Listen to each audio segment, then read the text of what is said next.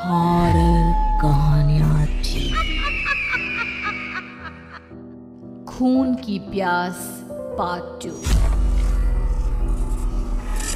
और उसके बाद वो जंगल एक बार फिर से सुमन की चीखों से गूंज उठा। लेकिन आज की रात सुमन की चीखों को सुनने वाला वहां पर कोई भी नहीं था। अगर वहां पर कोई मौजूद था तो बस हरिया, जो कि अब एक भेड़िए में बदल चुका था। सुमन के बालों को पकड़कर घसीटते हुए वो जंगल के बीचों बीच एक जगह पर ले जा रहा था। अगली सुबह गांव में।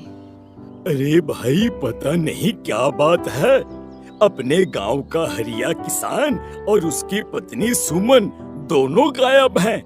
दोनों का कोई अता पता नहीं। अरे कैसी बातें कर रहे हो भाई, ये कब हुआ है? अरे पूरे गांव में खबर फैली पड़ी है। कल रात को दोनों खेत की तरफ जा रहे थे, लेकिन लौटकर आए ही नहीं। तो हो सकता है अपने खेत पर होंगे। पूरा गांव ढूंढ कर आया है भाई। जानते हो क्या मिला वहां पर? क्या हुआ भाई? क्या मिला? बताओ हमें, क्या मिला? अरे हरिया की पत्नी सुमन के कपड़े पड़े हुए थे। शरीर का एक एक कपड़ा फटा हुआ झोपड़ी के बाहर पड़ा था, लेकिन दोनों पति पत्नी का कोई पता ठिकाना नहीं था। अरे भाई, लेकिन उसका जो दोस्त है ना, रामू किसान, उससे पता करके आते हैं ना। अब तक तो दोनों साथ ही खेत पर जाया करते थे। हाँ, हमें उसके घर जाना चाहिए भाई। चलो चलो वहाँ चलते हैं, चलो। वो सारे लोग रामू के घर पर पहुंचते हैं। रामू अपने घर के बाहर बैठकर हुक्का पी रहा था। आज सारे के सारे लोग टोली बनाकर मेरे घर क्यों आ रहे हैं? क्या कोई मर गया क्या भाई? अरे कैसी बातें कर रहे हो? तुम्हारा सबसे अच्छा दोस्त हरिया और उसकी पत्नी गायब है, और तुम यहाँ बैठकर हुक्का पिए जा रहे हो हैं? रामू ने अजीब सी नजरों से उन सब गांव वालों की तरफ देखा, जिसकी वजह से वो लोग एक बार के लिए डर गए। गायब है? अरे गायब नहीं है, मुक्ति मिल गई है। उन दोनों को मुक्ति मिली है। इस दुनिया में आकर हर इंसान पाप करता है, और उसे उसके पापों के लिए मुक्ति मिलना बहुत जरूरी है। अरे ये कैसी बहकी बहकी बातें कर रहे हो भाई, हैं? और इसका चेहरा अजीब सा क्यों लग रहा है? लगता है दोस्त के मरने का गम बैठ गया है। पागल हो गया है शायद ये पागल। ये बात सुनते ही रामू चीख कर जोर से चिल्लाते हुए कहता है, पागल मैं नहीं हूँ, पागल तुम सब हो। और ये शैतानी जंगल अब तुम में से किसी को नहीं छोड़ने वाला, सबको खा जाएगा। याद रखना मेरी बात। शैतानी जंगल? कैसा शैतानी जंगल?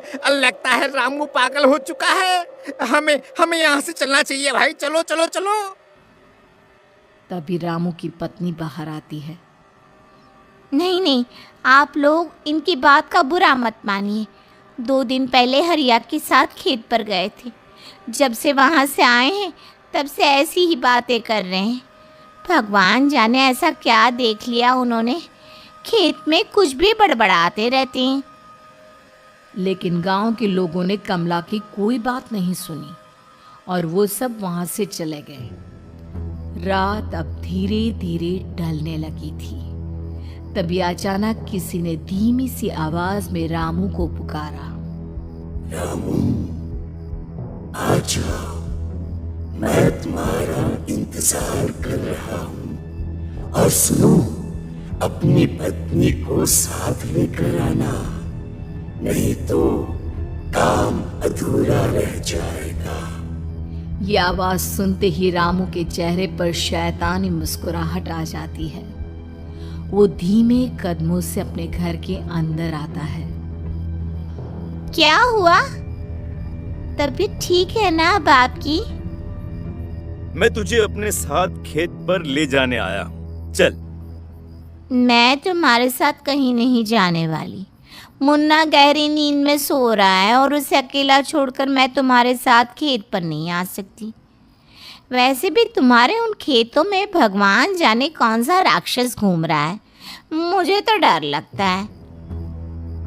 रामू गुस्से में दांत पीसता अपनी झोपड़ी से बाहर आ जाता है और कमला गहरी नींद में अपने बच्चे के साथ सो जाती है। तभी अचानक रात को रामू की झोपड़ी के ऊपर एक साया वही गाना गुनगुनाते हुए घूमने लगता है जो हरिया के मोबाइल में बजा करता था। मैं मौत हूँ, मौत हूँ, मौत जो बसनी है चारों ओर, जो आएगी कहीं से भी निगल जाएगी सबको। मैं मौत हूँ,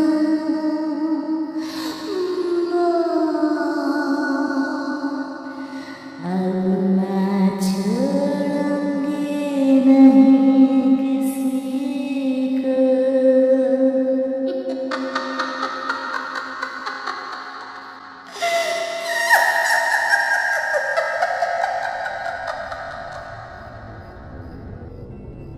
ये आवाज सुनकर रामू की पत्नी कमला की आंख खुलती है और वो देखती है कि उसका मुन्ना अपनी जगह से गायब था।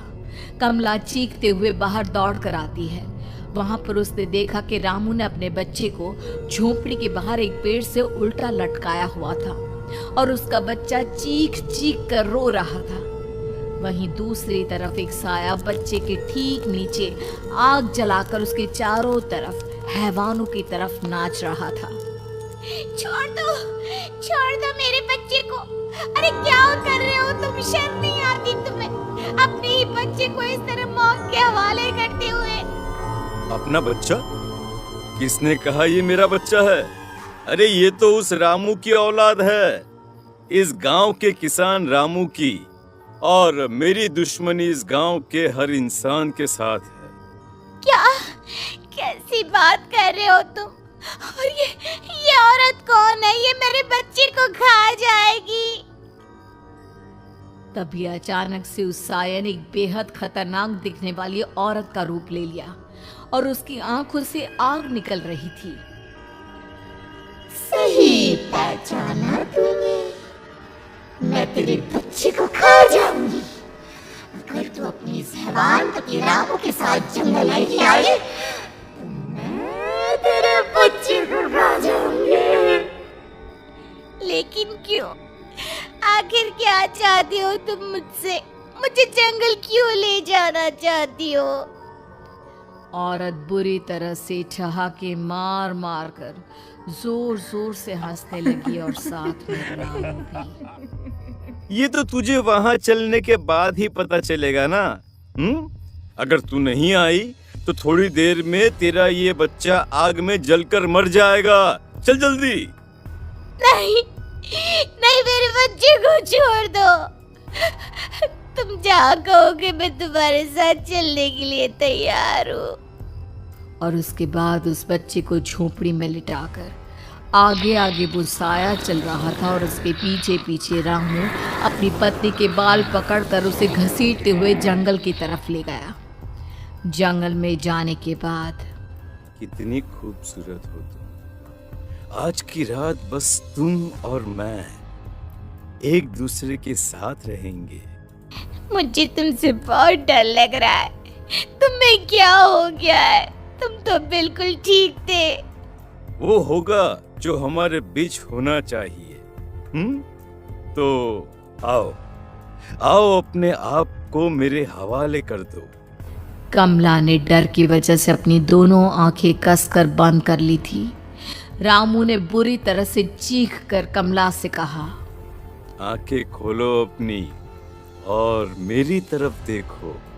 कमला ने जैसे ही अपनी आंखें खोली उसने देखा कि रामू एक खतरनाक खूनी हैवान में बदल चुका था। कौन हो तुम? जाने दो मुझे। क्या चाहते हो मुझसे? वही जो एक आदमी एक औरत से चाहता है। मैं तुम्हारा पति रामू नहीं, बल्कि इस जंगल का एक भेड़िया हूँ, और आज की रात तुम्हारे खून से अपनी प्यास बुझा जाऊं। और उसके बाद वो जंगल कमला की दर्दनाक चीखों से गूंज उठा। अगली सुबह कमला के कपड़े भी जंगल में उसी तरह पाए गए जैसे कि सुमन के पाए गए थे। इस घटना के बाद पूरे गांव में दहशत का माहौल था। अपने माँ बाप की मौत और गांव में हो रहे इस तरह की घटनाओं की खबर सुनकर किशन शहर से गांव लौट आया था। अपने माँ बाप की बेदर्द मौत की वजह से वो बहुत परेशान था। तभी अचानक उसे अपने घर में खाट के नीचे पड़ा हुआ वो मोबाइल फ़ोन मिला जो उसने अपने पापा हरिया को गिफ्ट किया था। अरे कितने प्यार से पापा के लिए मोबाइल फोन लेकर आया था। इसे एक दिन भी काम में नहीं ले पाए। और आखिर कौन है जो गांव में इस तरह की हत्याएं कर रहा है? क्या है इन सब के पीछे? क्या है? मुझे पता करना ही होगा, वरना एक दिन पूरा का पूरा गांव खाली हो जाएगा। इस गांव में एक भी जिंदा इंसान नहीं बचेगा। गांव के लोगों की मदद करने के इरादे से किशन अपने गांव से दूर एक दूसरे गांव में बहुत बड़े तांत्रिक के पास मिलने के लिए गया। तांत्रिक बाबा, अब आप ही कुछ उपाय बता सकते हैं। भगवान जाने हमारे गांव को किसकी नजर लग गई है। नजर नहीं लगी है, किसी ने तुम्हारे गांव को बद्दुआ दी है। किसी सताई हुई आत्मा का प्रकोप है, और अब वो पूरे गांव में किसी को नहीं छोड़ेगी जब तक उसकी आत्मा को शांति नहीं मिल जाती। अरे लेकिन ऐसा कौन है बाबा? किसकी आत्मा है और कैसे मिलेगी उसे शांति? मौत है, मौत कहीं से भी आएगी और सबको निगल जाएगी। इससे बचने का सिर्फ एक ही उपाय है, लेकिन उस उपाय को करना आसान नहीं होगा। जो भी उस उपाय को करने की कोशिश करेगा उसकी जान जा सकती है। भले ही मेरी जान चली जाए, लेकिन मैं अपने गांव के लोगों की जान बचाने की पूरी कोशिश करूंगा बाबा। तो ठीक है, फिर अगली अमावस की रात जैसा मैं कहता हूँ वैसा ही करना। अमावस की रात तांत्रिक के बताए अनुसार किशन अपने साथ केरोसिन लेकर जंगल की तरफ चल पड़ा। उसके हाथ में देवी के मंदिर का सिंदूर भी था। किशन जंगल के बीचों बीच पहुंचा। ये देखकर उसकी आंखें फटी की फटी रह गई। वहां एक उबलते पानी का तालाब था और कई लोगों की लाश लटक रही थी। किशन के माँ बाप की लाश भी वहीं थी। माँ, बापू, क्या हो गया? ये क्या हो गया? तभी वहां पर एक औरत और आदमी आते हैं। उन्हें देखकर किशन चौंक जाता है। गोपाल काका, आपकी तो 5 साल पहले मौत हो गई थी। और निर्मला काकी, आप? हाँ, मौत तो हो गई थी, लेकिन तुम ये नहीं जानते कि हमारी मौत कैसे हुई थी। क्या कहना चाहते हैं आप? कुछ नहीं, बस ये जान लो कि अब इस गांव में कोई जिंदा नहीं बचेगा। लेकिन क्यों काकी? क्योंकि 5 साल पहले इन गांव वालों ने मुझे डायन बताकर पत्थर मार मार के मार डाला। मेरी कोई गलती नहीं थी। गांव का एक बच्चा क्या लापता हुआ, सारा इल्जाम मेरी पत्नी पे डाल दिया। और जब मैंने निर्मला की जान बचाने की कोशिश की तो मुझे भी मार डाला। आपके साथ ये बहुत गलत हुआ काकी, लेकिन आप जो कर रहे हैं वो भी सही नहीं है ना? तुम यहाँ से चले जाओ, वरना तुम भी नहीं बचोगे। हमारी आत्मा पिछले 5 साल से मुक्ति के लिए भटक रही है। चले जाओ यहाँ से। मौका देखकर किशन सिंदूर उन दोनों के ऊपर डाल देता है। उनका शरीर जलने लगता है और वो भयानक तरीके से चिल्लाने लगते हैं।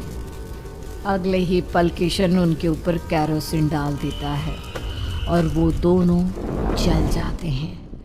किशन अपने माँ बाप और दूसरी लाशों का अंतिम संस्कार करवाता है और अपने घर लौट आता है, लेकिन वो अभी भी इस बात से अनजान है कि मोबाइल अभी भी बज रहा था। मैं मौत हूँ।